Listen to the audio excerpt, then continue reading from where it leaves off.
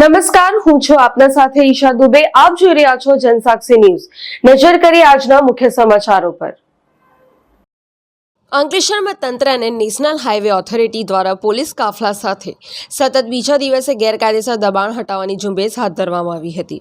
આજરોજ national highway number 48ને અડીને આવેલા વાલિયા ચોકડી પરના ગેરકાયદેસર દબાણો દૂર કરાયા હતા.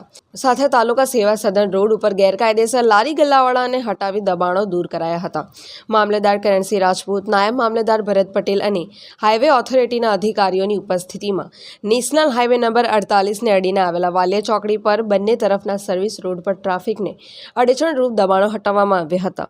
કોઈ અનિચ્છનીય બનાવ ન બને તે માટે પોલીસ બંદોબસ્ત પણ સાથે રાખવામાં આવ્યો હતો. આજરોજ અંકલેશ્વર વાલિયા ચોકડી ખાતે ટ્રાફિકની સમસ્યા દૂર કરવા માટે નેશનલ હાઈવે 48ની આજુબાજુ બ્રિજની આજુબાજુ જે દબાણો આવેલ હતા તે દૂર કરવાની કામગીરી વહીવટીતંત્ર, પોલીસ, નેશનલ હાઈવે ઓથોરિટીના અધિકારી દ્વારા કરવામાં આવી રહેલ છે.